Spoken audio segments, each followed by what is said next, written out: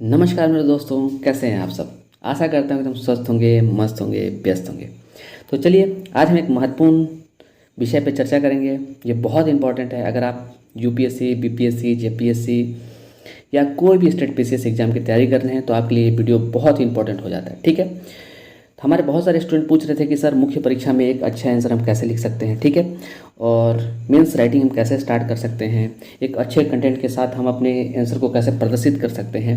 तो mains writing से related जितने भी आपके डाउट हैं सभी डाउट इस वीडियो में आपके क्लियर हो जाएंगे। ठीक है।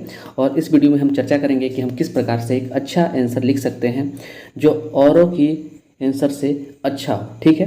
तो चलिए स्टार्ट करते हैं हम। और इसमें कुछ सिंपल स्टेप भी हम देखेंगे कि किस प्रकार हम अपनी जो मेंस राइटिंग स्किल है उसको इम्प्रूव कर सकते हैं, कैसे इफेक्टिव बना सकते हैं। तो सारे स्टेप के बारे में हम बात करेंगे। ठीक है। तो चलिए, अगर आप भी हमारे साथ जुड़ के पढ़ना चाहते हैं, जेपीएससी की तैयारी करना चाहते हैं तो आज ही हमारे स्टडी टेबल चैनल से आप जुड़ सकते हैं। ठीक है। अगर आपके पास समय कम है और आप चाहते हैं एक अधिकारी बनना तो आप मेरा हैंडीजन नोट्स भी ले सकते हैं। बहुत उम्दा तरीक़ों से ये नोट्स तैयार किया गया है। चलिए, तो आज हम समझेंगे कि मेंस में हम एक अच्छा आंसर कैसे लिख सकते हैं। ठीक है।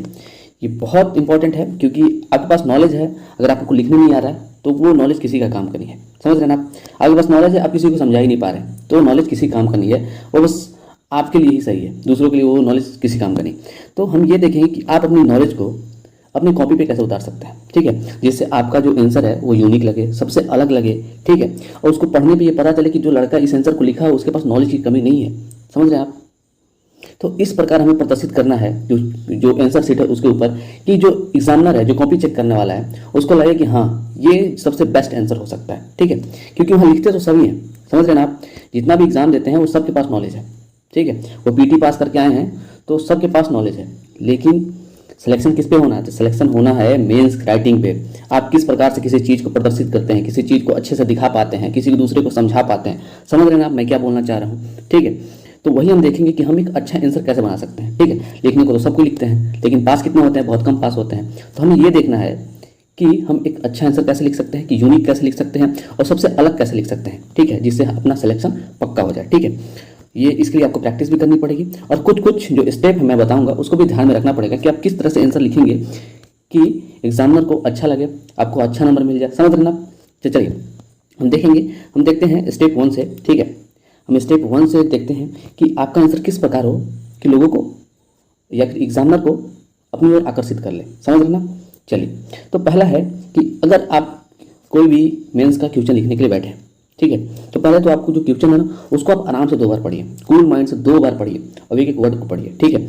और उसमें आप जो क्वेश्चन को पढ़ रहे हैं उसमें समझिए कि क्वेश्चन का डिमांड क्या है, क्वेश्चन मांग क्या रहा है। ठीक है। कभी कभी क्या होता है ना, क्वेश्चन पूछ रहा है महत्व, हम बता रहे हैं विशेषता। समझ रहे ना। क्वेश्चन पूछ रहा है कुछ और, बता रहे हैं कुछ और। ठीक है।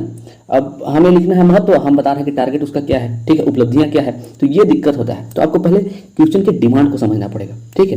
कि क्वेश्चन पूछ क्या रहा है, जो डिमांड होगा उसको आप अंडरलाइन कर लीजिए। ठीक है। अपने माइंड में बैठा लीजिए कि उसी डिमांड के ऊपर हमें पूरा आंसर लिखना है। ठीक है। ये सबसे पहली बात। ठीक है। अब चलिए, जैसे कि यही है, जैसे पहला है ऊर्जा क्या है, हमारे व्यक्तित्व जीवन में ऊर्जा का क्या महत्व है। ठीक है। यह हमारे जीवन को किस प्रकार प्रभावित करता है, चर्चा करें। तो हमें क्या करना है, तो हमें यह देखना है कि इसमें पूछा क्या गया है। तो पूछा गया कि व्यक्तिगत जीवन पे ऊर्जा का महत्व। तो हमें फोकस किस पे करना है? व्यक्तिगत जीवन पे ऊर्जा के महत्व को फोकस करना है। समझ रहे आप। तो महत्व को हमको इस टाइप से दिखाना है कि वो हमारे जीवन पे किस प्रकार प्रभावित करता है, मतलब किस प्रकार वो हमारे जीवन को किसी तरह से इफेक्ट कर रहा है। समझ रहे ना आप। प्रभावित करने की बात कर रहा है। ठीक है। तो हमारा जो की पॉइंट हमें क्या है, हमें उसके महत्व को समझाना है और किस तरीके से समझाना है, अपने जो व्यक्तिगत जीवन है उसके ऊपर उसका क्या प्रभाव है उसको देख के समझाना है। ठीक है। और वो किस प्रकार हमें प्रभावित कर रहा है, मतलब किस प्रकार हमारे जीवन को प्रभावित कर रहा है, या फिर लाभ दे रहा है या फिर हानि दे रहा है, उसको भी हमें समझाना है। ठीक है। तो आपको ये अंडरलाइन करना पड़ेगा कि हमें पूछना क्या है, बताना क्या है। ये तो पूछ रहा है ऊर्जा, आप स्टार्ट किए ऊर्जा लिखने लगे, नवीकरणीय ऊर्जा, सौर ऊर्जा, ये वो, ऐसे उद्देश्य क्या हो सकता है, क्या क्या प्रॉफिट है, क्या क्या लॉस है, आप लगे लिखने। ठीक है। तो ये बहुत दिक्कत हो जाता है। समझ रहे ना आप मैं क्या कहना चाह रहा हूँ। तो आपको पहले क्या होना कि क्वेश्चन की डिमांड को समझना पड़ेगा। ठीक है। आप पहले क्वेश्चन की डिमांड को समझिए। ठीक। उसके बाद आप आगे का जो फॉर्मेट है उसको बनाइए। ठीक। अब आप समझ गए कि पहला स्टेप क्या करना है, आपको क्वेश्चन की डिमांड को समझना है। जो क्वेश्चन पूछेगा उसी का आंसर देना है, अन्यथा हमें अनावश्यक चीज़ लिखना ही नहीं है। समझ रहे हैं ना आप। अगर आप अनावश्यक चीज़ लिखते हैं तो एग्जामिनर के ऊपर बुरा प्रभाव पड़ता है, वो सोचता है कि यार इसको नॉलेज ही नहीं है, ये दूसरा चीज़ पूछ कुछ और रहा है। जब ये लड़का जो क्वेश्चन को नहीं समझ पा रहा तो आंसर क्या समझाएगा, समझ रहे हैं ना आप।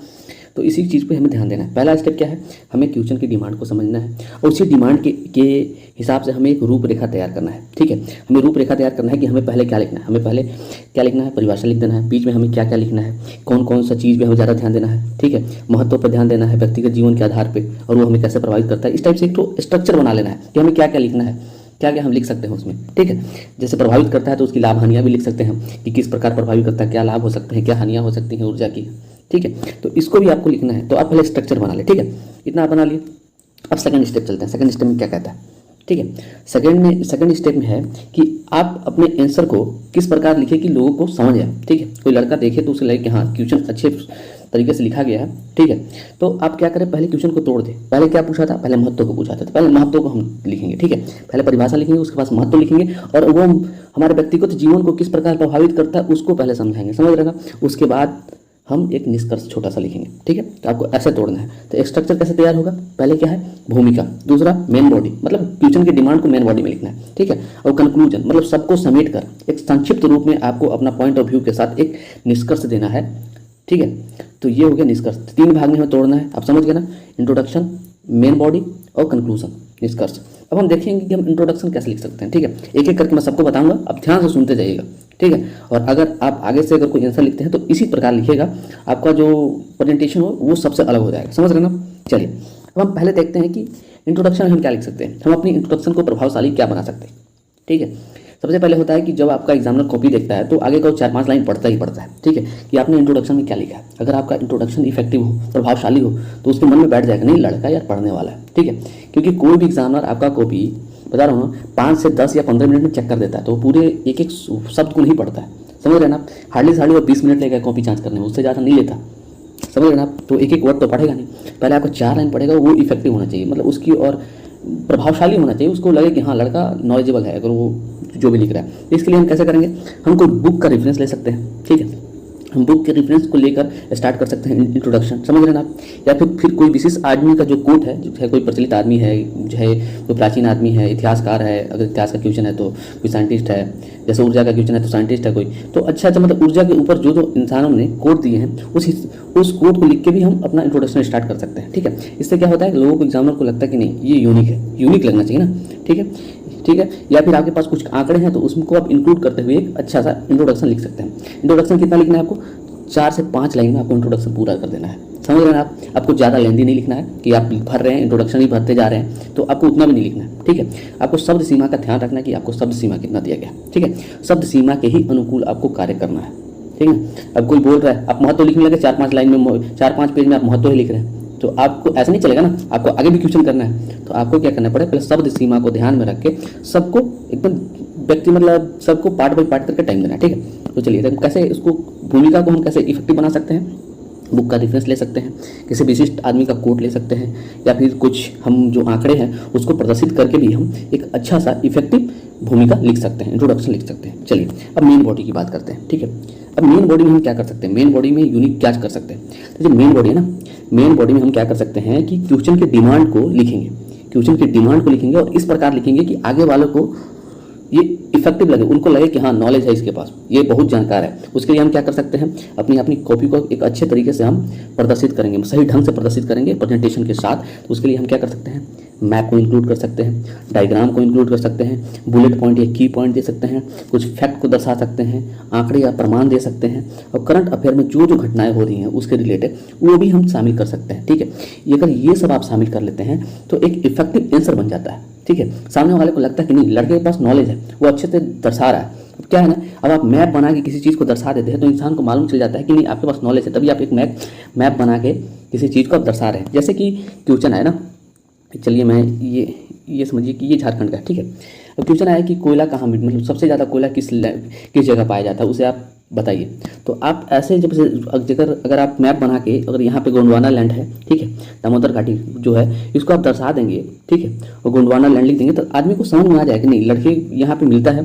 ठीक है, तो ये एक आपका है ना एक अलग पॉइंट ऑफ व्यू पैदा करता है। ठीक है, अलग आपका जो जगह है वो एग्जामिनर के दिमाग में बैठ जाता है कि नहीं ये लड़के के पास नॉलेज है, समझ रहे हैं ना आप। या फिर कोई डायग्राम, ठीक है, डायग्राम से आप बताने लगते हैं, ठीक है, सबकी लाभ को आप डायग्राम से बनाने लगते हैं, उसके जो महत्व है उसको डायग्राम से बताने लगते हैं। तो ये क्या होता है ना, ये है ना कि आप छोटे से मतलब थोड़े से शब्द में आप बहुत सारा आंसर लिख देते हैं, समझ रहे हैं ना आप। तो वो भी एक अलग प्रभाव डालता है किसी एग्जामिनर पर, ठीक है। आप पॉइंट बना के लिख सकते हैं, ठीक है, पॉइंट बना के लिख सकते हैं, फैक्ट को लिख सकते हैं। अगर फैक्ट लिखिए और फैक्ट को आप अंडरलाइन कर दीजिए तो उसको लगेगा कि नहीं लड़के के पास समझ है, समझ रहे हैं ना। आप आंकड़े को लिख सकते हैं, करंट अफेयर को जोड़ सकते हैं। हाँ, सबसे ज़्यादा करंट अफेयर, अगर आप करंट अफेयर को मिलाकर लिखते हैं ना, सबसे इफेक्टिव आंसर है। मतलब एग्जामिनर को पता चले कि नहीं ये लड़का अभी भी जुड़ा हुआ है, इसको मालूम है करंट में इसमें क्या क्या हो रहा है, समझ रहे हैं ना। तो इसको मिलाकर आप एक अच्छा मेन बॉडी, मतलब एक अच्छा आंसर है ना, आराम से आप तैयार कर सकते हैं, ठीक है, जो आंसर सभी आंसरों से अलग रहेगा, इफेक्टिव रहेगा, समझ रहे हैं आप। चलिए अब हम देखते हैं कि कैसे कैसे हम कंक्लूजन कर सकते हैं, ठीक है। कंक्लूजन देख लेते हैं, थर्ड पार्ट क्या है, कंक्लूजन, ठीक है। कंक्लूजन में, निष्कर्ष में आपको क्या करना है, निष्कर्ष में आपको क्वालिटी पे ध्यान देना है, ठीक है, कि आप जो शब्द जो लिख रहे हैं, जो क्वालिटी लिख रहे हैं, क्या क्या निष्कर्ष का मतलब है आपको संक्षिप्त में साथ जो आप ऊपर वर्णन किए हैं, ठीक है, क्वेश्चन में, उसको आप संक्षिप्त में किसी चीज़ को आप कैसे लिख सकते हैं, ठीक है। वैसे भी कहा गया संक्षिप्तता बुद्धि की आत्मा होती है, समझ रहे हैं। आप कितना संक्षिप्त करके किसी चीज़ को बता पा रहे हो, उसमें आपकी बुद्धि झलकती है कि आपके पास कितना नॉलेज है, आप कितना किसी चीज़ को जानते हो, समझ रहे हैं आप। तो आपको क्या करना है, संक्षिप्त में उस जो पूरा टॉपिक है उसके बारे में आपको बताना है, समझ रहे हैं ना, पूरा टॉपिक को संक्षिप्त में बताना है, ठीक है। अब अगर कोई उसमें प्रॉब्लम है तो उसको आप निवारण बताना है कि हम उसको कैसे हल कर सकते हैं। जैसे आतंकवाद हो गया, तो आतंकवाद को हम कैसे कैसे हल कर सकते हैं ये भी आपको बताना है, ठीक है, निष्कर्ष में। और साथ में अपना पॉइंट ऑफ व्यू भी रखना है कि हम किस प्रकार से उसको खत्म कर सकते हैं, अपने पॉइंट ऑफ व्यू से सोच के भी लिखना है, समझ रहे हैं आप। और जो सरकारी स्टेप होगा ना उसको भी आप थोड़ा सा इंक्लूड कर दीजिए, ठीक है। इन सभी को मिला के आपको 5 लाइन में, 5 या 6 लाइन में एक अच्छा सा कंक्लूजन तैयार करना होता है, समझ रहे हैं। तो 6 से 7 लाइन में, मतलब 5, 6, 7, ये इसी बीच में आप एक अच्छा सा कंक्लूजन लिख सकते हैं, इफेक्टिव, जिसको देख के लगे कि हाँ लड़के के पास नॉलेज था और अच्छा काम किया है वो अपनी कॉपी में, समझ रहे ना। सबसे पहले तो हाँ, ये एक मैं बता दे रहा हूँ आपको कि पहले क्या है ना, एग्जामिनर पहले भूमिका को पढ़ता है, ठीक है, मेन बॉडी तो झटके में देख लेता है, उसको समझ में आ जाता है क्या क्या है। जब वो निष्कर्ष पढ़ता है ना तो उसको मालूम चल जाता है कि नहीं लड़के के पास नॉलेज है, वो बहुत चीज़ लिखा हुआ है उसके अंदर, आप समझ रहे हैं। तो निष्कर्ष और भूमिका सबसे की पॉइंट है, आपको हर वो दोनों पर ध्यान देना ही देना है, समझ रहे हैं आप। क्या करना है आपको, चलिए अब चलिए कुछ महत्वपूर्ण बिंदु है, ठीक है, कुछ महत्वपूर्ण पॉइंट है जो आपके जो आंसर राइटिंग है उसको इफेक्टिव करते हैं, मतलब प्रभावशाली बनाते हैं, उसको देखिए आप। जैसे आपका हैंड राइटिंग हो गया, तो आप देखिए कि आपकी हैंड राइटिंग कैसे है। क्या होता है जब साफ सुथरा हैंड राइटिंग होती है ना, अच्छी हैंड राइटिंग होती है, तो एग्जामिनर के हाथ से 2-4 नंबर छूट जाते हैं, समझ रहे हैं आप। अगर आपको देना है 18 तो दे देगा वो 20, समझ रहे, क्योंकि वो खुश हो जाता है जब किसी चीज़ को आप साफ सुथरा प्रदर्शित करते हैं ना, तो इंसान का हाँ यार ये अच्छा लिखा है। तो मैंने देखा है, ठीक है, और मैं ये अनुभव कर सकता हूँ कि जिसका हैंड राइटिंग अच्छा रहेगा उसको 4-5 नंबर, मतलब 2-4 नंबर उसको मिल ही जाते हैं, ठीक है, एक्स्ट्रा अपनी हैंड राइटिंग के ऊपर। तो आपको हैंड राइटिंग के ऊपर भी काम करना होगा, आपको इस तरीके से लिखना होगा कि आपकी हैंड राइटिंग अच्छी हो। ऐसा ना कि कोई इंसान पढ़े और वो पढ़ ही नहीं पा रहा है, डॉक्टर के टाइप की आपकी हैंड राइटिंग हो जाएगी तो बताइए कैसे पढ़ेगा वो, ठीक है। तो वो तो बोलेगा यार वो थोड़ा ना पढ़ेगा, यार हटा यार पढ़ने का मन ही नहीं करता। जब हैंड राइटिंग अच्छी होती है ना तो एग्जामिनर को पढ़ने में मन भी करता है, वो पढ़ भी पाता है, आराम से पढ़ेगा, उसको भी अच्छा लगेगा कि नहीं यार अच्छा लिखा, ठीक है। अब आपकी हैंड राइटिंग बस आप ही पढ़ पा रहे हो, कोई दूसरा पढ़ ही नहीं पा रहा है, तो क्या देगा वो नंबर, समझ रहे हैं आप। हैंड राइटिंग में बहुत बड़ा महत्व पड़ता है, ठीक है। चलिए दूसरी क्या है, शब्दावली। आपको शब्दावली का चयन करना पड़ेगा, ठीक है, शब्दावली का चयन करना पड़ेगा। जैसे मैं आपको उदाहरण दूँ, जैसे कोई नॉर्मल इंसान बोलेगा कि हमारा जो राज्य झारखंड है वो आगे बढ़ रहा है, ठीक है, और वही कोई शब्द मतलब अच्छा जो जानकार होगा, ठीक है, जो हमेशा प्रैक्टिस कर रहा है लिखने का, तो वो क्या लिखेगा, वो लिखेगा कि हमारा जो राज्य है सुयोजित तरीके से अग्रसर हो रहा है, ठीक है। हम बात दोनों एक ही बोल रहे हैं, लेकिन इफेक्टिव किसका लग रहा है, सेकंड वाले का। क्या बोल रहे हैं, सुयोजित ढंग से अग्रसर हो रहा है मेरा राज्य, और आप क्या बोल रहे हैं, हमारा राज्य आगे बढ़ रहा है। बात तो दोनों एक ही है, मगर ये जो लड़का सेकंड वाला बोल रहा है सुयोजित ढंग से अग्रसर हो रहा है, तो ये ज़्यादा इफेक्ट करता है, समझ रहे हैं आप। तो आपको शब्दावली पे ध्यान देना होगा, ठीक है। जैसे एक और उदाहरण आप ले सकते हैं, जैसे आपने बोला कि झारखंड सरकार द्वारा योजनाएं चलाई जा रही हैं, ठीक है। अगर अब फिर ठीक है, आपने इतना लिख दिया, और दूसरा आदमी लिख रहा है कि झारखंड सरकार द्वारा ये जो योजनाएं हैं सुयोजित, सुसंगठित और सुशासित ढंग से चलाया जा रहा है, तो बताइए किसका इफेक्टिव होगा, तो सेकंड वाले का इफेक्टिव होगा कि नहीं। उसके शब्दावली पे ध्यान दीजिए, वो ऐसा शब्द बना रहा है, शब्दों का चयन ऐसा कर रहा है कि इंसान वाले को लगे, आगे वाले को लगे नहीं भाई कुछ तो बात है, ठीक है। दोनों को कहने का तरीका एक ही है, ठीक है, तो आपको कहने का तरीका बदलना पड़ेगा। आपको सिंपल से काम नहीं चलेगा, आपको थोड़ी शब्दावली याद करनी पड़ेगी, अच्छी शब्दावली होनी चाहिए जिससे इफेक्ट पड़े, समझ रहे हैं आप। चलिए इसको आप ध्यान रखिएगा, ये बहुत इंपॉर्टेंट है, ये ज़्यादा इफेक्ट करता है आपके आंसर राइटिंग को लिखने में, समझ रहे हैं आप। चलिए थर्ड देखिए, थर्ड क्या बोलता है, स्पीड, ठीक है। तो आपको स्पीड को मेंटेन करना है, ठीक है। अब क्या हो गया ना, जैसे जैसे समय कम पड़ जाता है, इंसान का जो राइटिंग होता है ना, वो ऐसा हो जाता है ना, स्टार्टिंग में सब कुछ अच्छे से लिखता है, लास्ट टाइम में आते आते तक उसका हैंड राइटिंग इस टाइप का हो जाता है कि लास्ट वाला वो खुद नहीं पढ़ पाता है। तो आपको क्या है ना, स्पीड के तरीके से, जैसे जैसे स्पीड है उस तरीके से आपको हैंड राइटिंग को एक तरीके से बनाना है, मतलब एक ही जैसा हैंड राइटिंग, चाहे आप मतलब स्पीड से लिखें या फिर स्लो लिखें, सबका हैंड राइटिंग एक टाइप का होना चाहिए। तो आपको स्पीड पर भी ध्यान देना है, और स्पीड पर ध्यान देना ही होगा आपको, क्योंकि आपको 500 से लेकर 600 वर्ड लिखना है और अच्छे से लिखना है। तो आपको स्पीड पर हमेशा ध्यान देना पड़ेगा। जेपीएससी में स्पीड मायने रखता है, समझ रहे हैं आप, एक अच्छा आंसर लिखने के लिए, ठीक। चलिए, दूसरी है वर्तनी। वर्तनी समझ लीजिए आप, आपको किसी चीज़ को शुद्ध लिखना है, ठीक है। तो आपको शुद्ध तरीके से लिखा करिए, और जो भी वर्ड है उसको आप समझिए कि किस प्रकार से वो वर्ड लिखा हुआ है। गलत सलत लिखेंगे, ठीक है, तो दिक्कत हो जाएगा, वर्तनी भी खराब हो जाएगी। वर्तनी खराब हो जाएगी तो एग्जामिनर के माइंड में बैठ जाएगा, यार वो तो वर्तनी नहीं लिख पा रहा है अच्छे से, ठीक है, हिंदी नहीं अच्छे से लिख पा रहा तो आंसर क्या अच्छे से लिखेगा, ठीक है। तो वर्तनी पे ध्यान देना है, ठीक है। अब हो गया साफ सुथरा कॉपी, ठीक है। तो आपको जो कॉपी मिलेगी उसको आपको साफ सुथरा रखना है, ठीक है। ऐसा नहीं कि 4 लाइन लिखे, यार काट दो यार काट दो, दूसरा से स्टार्ट करते हैं, ठीक है, ये बहुत गलत इफेक्ट करता है, समझ रहे हैं आप। तो आप उस टाइप से मत करें, आप स्टार्ट करें तो खत्म करें, समझ रहे हैं ना। साफ सुथरा कॉपी रखें, काट कूट ज़्यादा ना करें, ये ऐसे 2 लाइन लिखे, अरे यार ये अच्छा नहीं लग रहा था, इसको काट दे रहे हैं, फिर दूसरा से लिखते हैं। तो आपको कॉपी साफ सुथरा रखना है, काट कूट नहीं रखना है, समझ रहे हैं आप। चलिए, अगर आपका काट कूट भी हो जाता है ना, जैसे कि आपने ये क्वेश्चन लिखा, ठीक है, मैं बताता हूँ। जैसे मैं जेपीएससी का एग्जाम दे रहा था तो एक क्वेश्चन मेरा गलत हो गया था, ठीक है, तो मैं उसको पूरा ऐसे काट दिया था, पूरा एक ऐसे काटा और फिर उसको पलट दिया, फिर से स्टार्ट किया, समझ रहे हैं आप। 2 लाइन गलत हुआ था, मतलब 4-5 लाइन लिखा था, दूसरा लाइन गलत हो गया था। मैं बोला कि अगर मैं इसको लिखूंगा तो फिर दिक्कत होगा एग्जाम में, पहले मैं उसको काट दिया, फिर सेकंड लाइन से स्टार्ट कर दिया, दूसरा सेकंड पेज से स्टार्ट किया। तो ऐसा आप कर सकते हैं, समझ रहे हैं ना। चलिए, अब चलिए सजावट। सजावट मतलब समझ रहे हैं आप कि किस प्रकार हम एक अच्छा, जैसे एक यहाँ से अच्छा सा भूमिका लिखें, ठीक है, यहाँ से मोहन बे की जो मेन बॉडी है उसको स्टार्ट किए, कुछ की पॉइंट हम लोग ऐसे ऐसे करके बना दिए, ठीक है, की पॉइंट बना दिए, इधर डायग्राम बना दिए, ठीक है, डायग्राम बना दिए, कुछ उसका महत्व, जैसे पूछ रहे हैं महत्व तो महत्व करके ऐसे नीचे करके महत्व, जैसे हो गया महत्व हो गया तो ऐसे ऐसे करके महत्व लिखना स्टार्ट कर दिए। तो इस तरह से सजाइए कि लोगों को अट्रैक्ट करे आपकी कॉपी, आप लोग देखें तो लगे कि नहीं यार इसमें तो अच्छे तरीके से लिखा हुआ है, अच्छा एकदम डायग्राम वगैरह बना के लिखा हुआ है, समझने में एकदम आसानी होगी, समझ रहे ना। वो ज़्यादा देखिए एग्जामिनर क्या है, आपकी कॉपी को ज़्यादा देखता नहीं, समझ रहे ना। वो अगर की पॉइंट दिखाएंगे ना, की पॉइंट डायरेक्ट दिखता है, तो वो समझ जाएगा नहीं यार सब तो लिखा ही है, की पॉइंट भी लिख दिया है, इधर महत्व भी लिख दिया है, डायग्राम भी बना दिया, ये भी कर दिया, वो भी कर दिया है, ये करंट से भी जोड़ दिया, तो उसको दिख जाता है सामने, तो यार ये ठीक है लड़का जानकार है, समझ रहे ना। तो साफ सुथरी कॉपी रखनी है और सजावट के साथ रखनी है, ठीक है, कि किस प्रकार से होना चाहिए, ठीक है। चलिए, अब देखिए शब्द सीमा। तो आपको शब्द सीमा का ध्यान रखना पड़ेगा, ठीक है। आप किसी फ्लो में आपको लिखना है 400 वर्ड, आप लिख रहे हैं 600-700 वर्ड, ठीक है, फ्लो में लिखते चले जा रहे हैं, आपको मालूम ही नहीं कहाँ रुकना है, ठीक है। और जब आप खत्म करेंगे तो मालूम नहीं समय गुजर गया, ठीक है। तो आपको शब्द सीमा को ध्यान में रखना है। अगर 500 लाइन है, 500 और 600 के बीच में आपको लिखना है तो आप उतना ही आंसर लिखें, ठीक है। मतलब मैं जानता हूँ तो 4 या 5 पेज में आपका 500 से 600 वर्ड हो जाते हैं, ठीक है। तो 5 से 6 पेज तक किसी भी आंसर को ख़त्म करने की कोशिश करें, ठीक है। चलिए, अब हो गया 3-4 लाइन के वहाँ पैराग्राफ को आपको ध्यान देना है कि पैराग्राफ कब चेंज करना है, ठीक है। आप लिखते जा रहे हैं कहानी टाइप लिख दी, आपको मालूम ही नहीं है पैराग्राफ कहाँ चेंज करना है, तो वो भी जो पढ़ने वाला है 2-4 लाइन पढ़ेगा बोलेगा अरे पूरा तो कहानी लिख दिया, पता ही नहीं चल रहा है। वो कहानी में आप कहीं कहीं की पॉइंट घुसा रहे हैं तो उसको खुद नहीं पता चला, उसको लग रहा है कि अरे यार ये सब कहानी लिखती है, ठीक है। तो वैसे ना करें, अगर आप पैराग्राफ लिख रहे हैं तो हमेशा 3-4 लाइन के बाद पैराग्राफ को चेंज कर दें, ठीक है। आपको पैराग्राफ ज़्यादा लिखना नहीं है, अगर आप लिख रहे हैं तो लाइन को चेंज करते रहें, ठीक है, चेंज करते रहिए धीरे, ठीक। 3-4 लाइन में पैराग्राफ को चेंज करते हैं। और हाँ, और जो आपका इंपॉर्टेंट लाइन है, जैसे कोई अच्छा वर्ड है या फिर आंकड़े हैं, उसको आप अंडरलाइन करते जाइए, ठीक है। ऐसा नहीं कि पूरा अंडरलाइन करके पेज भरती है, ठीक है, उसी चीज़ को अंडरलाइन करना है, वो जो बहुत इंपॉर्टेंट है, ठीक है। जैसे क्या होता है अंडरलाइन पर अगर इंसान, जैसे कि कोई एग्जाम में अंडरलाइन वर्ड को दिखते रहे ना, तो उसको पता चल जाता है नहीं ये सही है, ये अच्छा लिखा है, हाँ यहाँ आंकड़े को दर्शाया है, यहाँ ये है, वहाँ यो है, ठीक है। तो ये अच्छा एक बताता है, मतलब प्रभाव डालता है, समझ रहे ना आप।